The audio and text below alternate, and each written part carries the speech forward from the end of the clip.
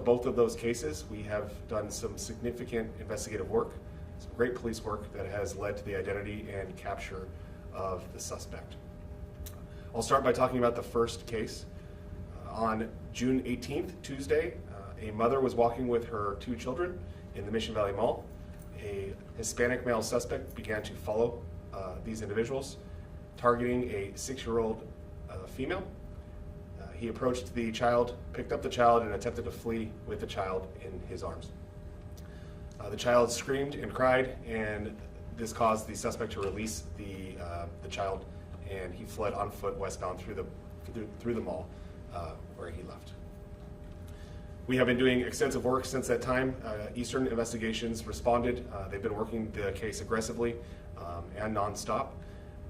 Today, just before our press conference, we had a second incident that is likely related, we believe to be related, that has not been confirmed yet.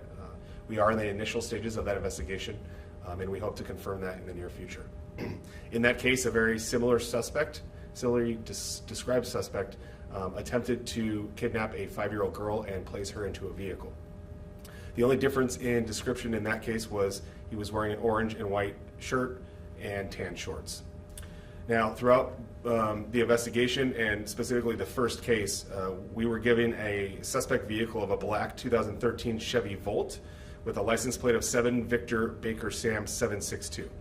It's an important piece to this case. Having that information was crucial to identifying and apprehending the suspect, which we just did prior to this press conference.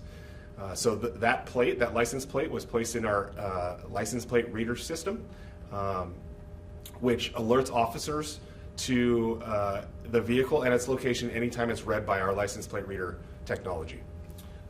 Earlier today, about an hour and a half ago, we did receive an alert in downtown San Diego for that vehicle traveling in the roadway.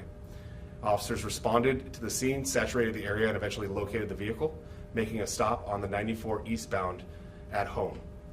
They got the suspect in custody, who was later positively identified by the witness in the first case.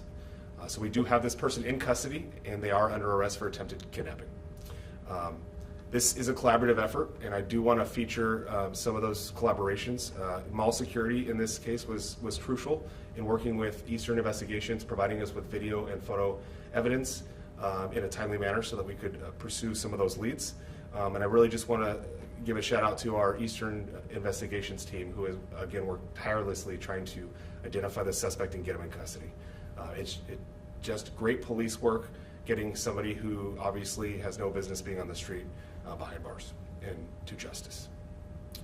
With that, I'll open up for any questions.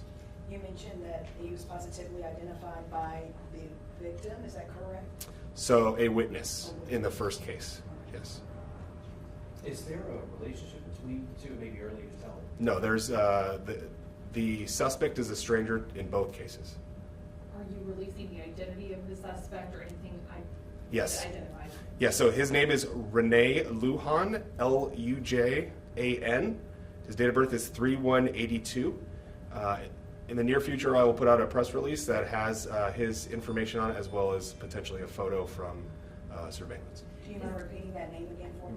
Rene, R-E-N-E, Lujan, L-U-J-A-N. Is there a criminal history on this man that you're able to share that lends to him doing this perhaps in the past? So I don't have that information readily available. I would point you to Eastern Investigations to provide you with that information. Have we gotten any more info in the past 2 hours as far as how the second attempt unfolded? The information I provided in the press conference is all I have at this moment. What should parents watch out for? People were really disturbed when I was asking them, because that's what we do. How do you feel about this? What should people know to protect themselves? Yeah, this kind of behavior is extremely disturbing. And we're fortunate enough to not see this kind of behavior often in San Diego. There's a reason why it gets this much attention. It's because it's rare. But what I can say is vigilance is really important on everyone's part, especially as a parent. Knowing your surroundings, knowing where your children are at all times, and just keeping them constantly monitored, being in populous areas, having a mental plan if something were to happen, how you're going to react, or the people you're with, how they're going to react, and talking those things out with those individuals. Obviously, 911 immediately and as quickly as possible. And sometimes you have to resort to protecting those that you love, and that is a sad reality of the world we live in. Were the families or the victims able to fight back the attacker? Did that prevent him from actually getting the children to the car?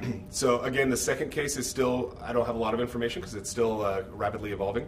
However, in the first case, what caused the suspect to release the child was the child crying and screaming. So, child instinctively did that, I think, and it was the right thing to do because it did cause him to release her. Let's talk about the license plate reader technology if we could, because that tends to be in the headlines a lot. People sometimes feel a certain way about it, but in this case it really was pivotal to catching this person very Absolutely. quickly. Mm-hmm. Absolutely. Yeah, so I'm not the subject matter expert when it comes to the license plate readers, but what I can tell you is there's some features that are built into the system that allow for us to actively search for vehicles. So in this case, we were very fortunate to have a full license plate for the suspect vehicle, and that allowed detectives to be able to enter that license plate into the system. And so basically we're on the ready and standing by for this particular vehicle to drive by a license plate reader camera and be captured. And once it's captured, it alerts all police officers in the city as to where this vehicle's at. And the response that's given is a saturation to immediately find that car, right? So it pinpoints exactly where it was in a period of time. It's a moment in time, but it tells us where it was at a period of time and the direction of travel it's traveling in, right? We can tell that from photos and so forth. And it's then police work that lends to getting that person in custody. You're predicting the amount of time that's passed, the direction they were traveling, and trying to understand the behavior of the person that may drive in a particular direction to try and intercept that vehicle. Could you tell us anything about the arrest? If it was a traffic stop, or if this person was parked, or if they went willingly, anything about the arrest? Yeah, so eventually the vehicle stop occurred on the 94 eastbound. By the time officers located and were able to stop the vehicle, the person did pull over to the side of the freeway and was compliant and was taken into custody. Anyone else? All right, thank you so much. Thank you. Yes, sir, you look like you want to talk. Yeah, I'm late. I was like bullet points from you real quick. Yes, sir. Caleb. Yeah. I thought it was Caleb, but I want to say it's all you. Yeah, I'm going to wait for the No worries.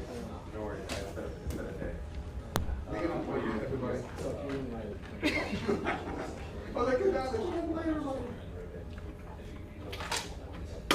So we had Thanks, buddy. the 18th, which is Tuesday, we had a attempted kidnapping of a 6-year-old.